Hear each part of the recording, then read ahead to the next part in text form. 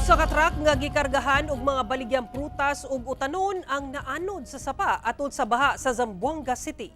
Ang detalye sa report ni Efren Mamak.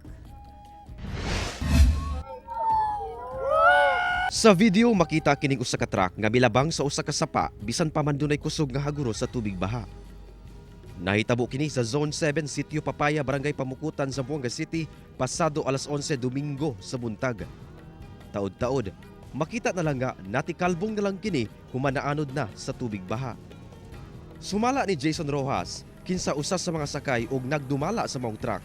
Mopadapli na unta sila sa iyang 25 anyos nga driver sa maong suba diyang dunay nagbara sa ligid sa maong truck. Ila kining gisusi kadali hangtod sa naabda na sila sa naghaguros nga tubig baha.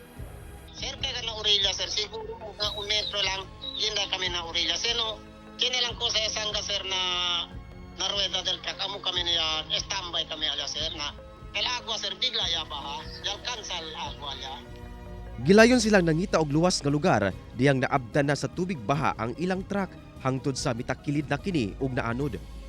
Nadalasab og kaanod ang ilang i-deliver unta nga mga baligyang utanon og prutas nga nagkantidad og kapin 100,000 pesos.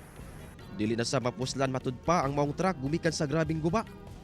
Hinulman matud pa niya kini sa iyang umagad nga lalaki nga inutang rasab. Ang maong truck na rescue pinaagi sa usa ka backhoe nga anaara sa lugar. Hinuon walay nasamdan atol sa hitabo. Sumala ni Rojas, wala kuno sila laing maagian gawa sa mismong suba sanglit wala pa naayo ang tulay sa maong lugar nga nadanyo sab gumikan sa mga nasinating pagbaha kaniadto. Kaya tarda, sir, tapiti asistensya, sir, na gobyerno, sir. Pero actualmente, sir, prinsipyo man nila trabaho, sir, pero siguro anyo pa ka, sir, akaba, habla mo kaltabla, mucho suceso pa, sir, ay pasaga, después ay akaba el proyecto. So tiene ese proyecto al ongoing ese, cosa que está Sara hace representación sa ahensya para asyakaman ko ese proyekto. Ang pag-ulan sa Zamboanga City dala sa Intertropical Convergence Zone o ITZZ. Efren Mamak, 1 Mindanao.